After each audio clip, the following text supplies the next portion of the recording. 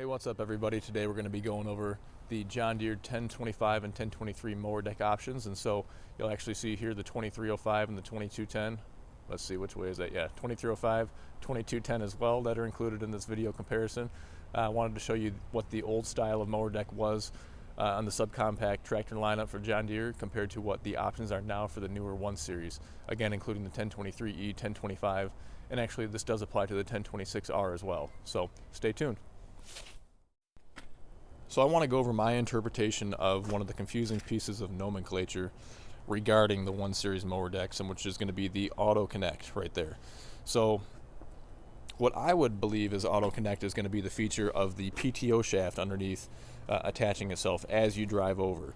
So I market my tractors that I'm selling as a drive over and AutoConnect mower deck if it has that automatic PTO attachment mechanism included, which is about a $700 or $800 option depending on your dealer.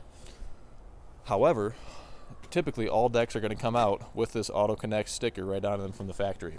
And so you can see there, right there, an AutoConnect 60, and on this tractor here, an AutoConnect 54. However, there is a distinct difference in that this PTO shaft is a manual connect, while this PTO shaft is a AutoConnect. So, well, at least in my opinion, an AutoConnect, it automatically connects. There's a male and a female side as you drive over.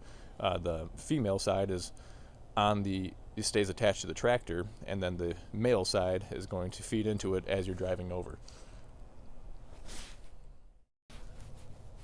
So you can see here on the 54-inch version of the John Deere 1 Series AutoConnect that you still have the standard drive over ramps that are included, which is again a very awesome feature. You're still going to have your guide bar here to position your tire against as you're driving over either way. You're going to have your adjustable gauge wheels, your washout port there,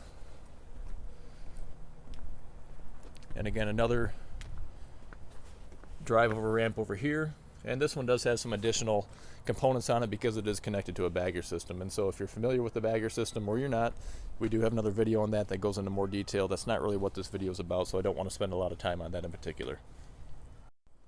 Okay, so now we can compare to the older generations, including the 2305 and the, there we go, 2210. Okay, so these mower decks are going to be both the same. We'll take a look at this one since it's off the tractor and a little bit easier to see, but what you're going to have here is your front hanger bar. Now this does completely come off. You can pull it right out of there, but we'll leave it in there for now. And you need to manually, similar to the older John Deere garden tractors that you guys may be familiar with, you're going to have a spring-loaded pin here where you're going to raise that up and attach it and lock it in.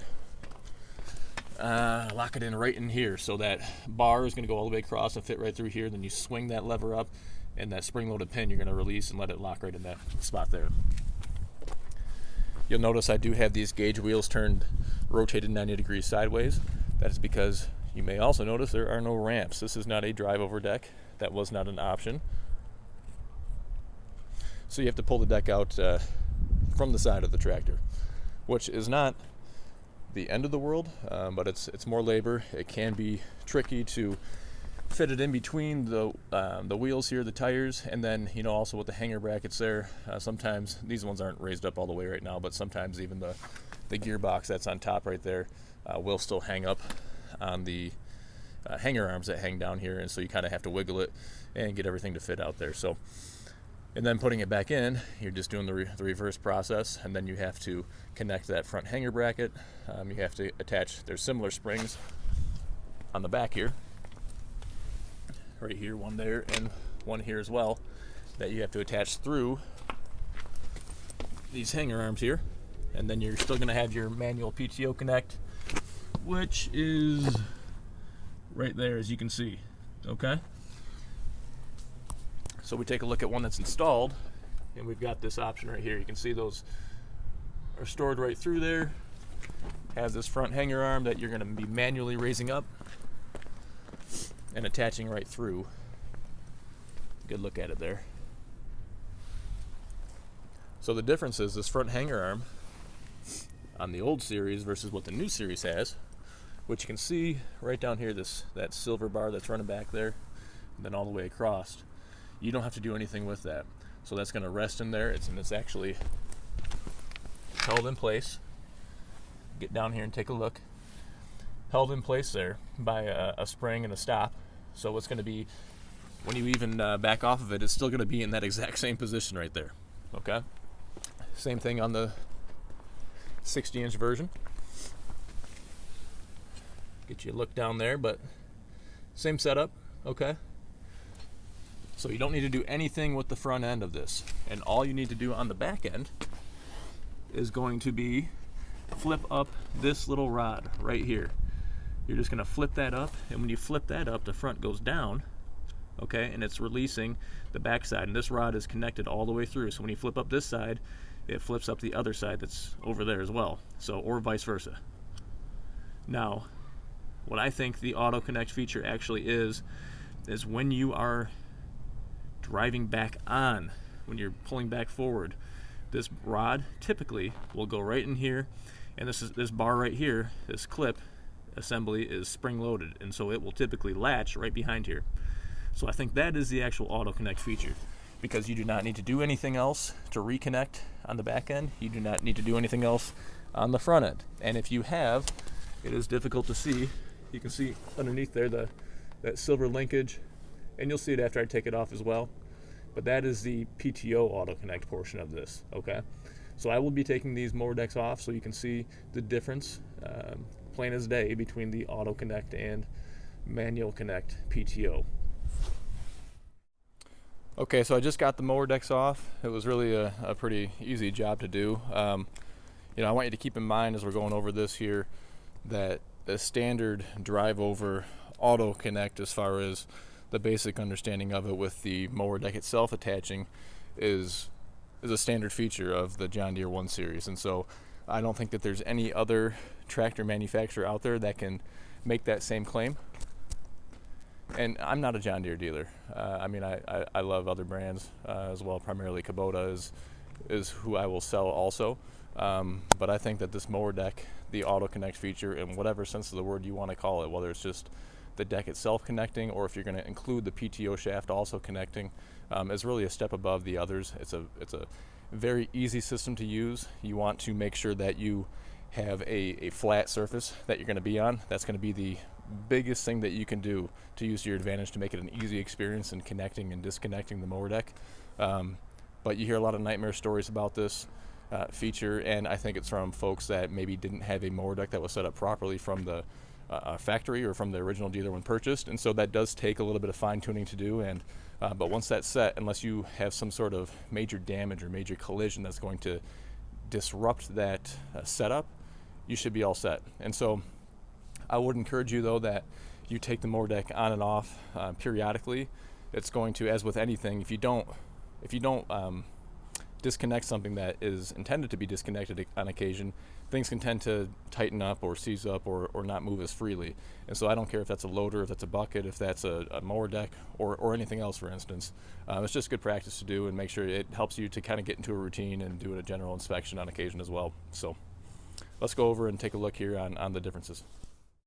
All right, so I did bring over the older style 62-inch mower deck there, just so you can have a comparison here while we're doing this video. But the 60-inch deck I just took right off of the 1025r here, and then the 54-inch deck off of the 1023 over there. Now, again, you could put that deck on the 1025r, you could put the 60-inch on the 1023e. I see those configurations all the time. And so here's what I'm talking about with the PTO being AutoConnect or Manual Connect. And so this is going to be the male spline on the PTO shaft of the fully AutoConnect. And again, this feature here, along with what's the other mating portion on the tractor right now itself, is going to be that $700-800 option there. I believe that's for parts only, labor's additional, but don't hold me to that. So, and we'll go over here and take a look.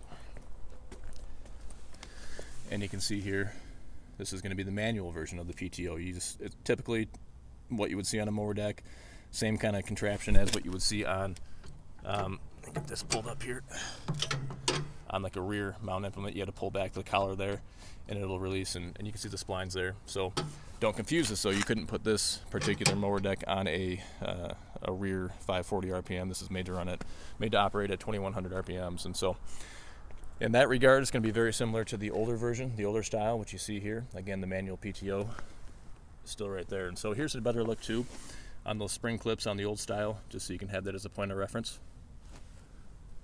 And there's that front hanger bracket as well. And then we're going to compare that to the new style here. And here's when I was underneath there on the side and showing you guys this bar here that you have to flip up. That's it right there. And if we see over on the other side here, you can see both sides flip at the same time. Okay. And here's that spring. So typically, when you're pulling forward and that rod goes right through here, when it gets to this point, it triggers that spring, flips it, and it's going to lock in place behind there. Okay. Okay, so back to the AutoConnect PTO portion of this, at least as I keep referencing it, so correct me if I'm wrong. Let's go take a look at the other half of that contraption on the tractor side itself. And so what we're going to have here is this portion right here that's going to stay mounted on the tractor. Okay, stay mounted to the hanger arms. So when you're raising and lowering, with your linkage, you're going to go up and down, just like you should. And this is set up. There's no need to adjust this. You can see there's a stop right there to adjust this pitch of this female side of the PTO Connect. But that actually runs back and is tied right into there. Okay, so you don't have to monkey around with connecting the PTO shaft back there like you have to do after the mower deck is underneath on the other models. So that's the huge benefit and the big time saver, especially if you're taking the mower deck on and off on a frequent basis, is not having to monkey around with getting underneath there and connecting that PTO shaft. So here's a little bit cleaner look as well at the mower deck itself there.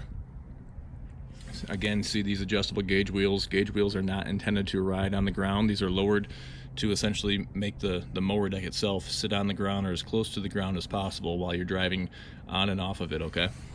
So still a 3 blade setup here, even on the 54-inch. You can see 1, 2, 3 spindles there. Compared to the 60-inch, again, 3 spindles, 1, 2, 3. And the same gauge wheels. Notice there's no front gauge wheel here. You'll see some hacks, quote unquote, on how to add a roller there. I believe Tractor Time with Tim has done that.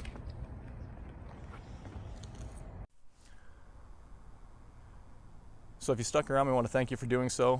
Please make sure you subscribe to our channel. If you have other video ideas, please share them with us. Leave it in the comment section or send us an email. Also, go ahead and check out facebook.com/GoodWorksTractors. We do have our Facebook page there where we post our listings as they become available. Again, we can ship all over. Our website, goodworkstractors.com, is a great source there for at least other comparisons for used tractors. We try to price our equipment very competitively, so if you're too far away, at least you get a good option there and a good idea of what they should go for. But also we can ship and we can deliver wherever you might be at. So again, please share, subscribe, and thanks for watching. Have a great day.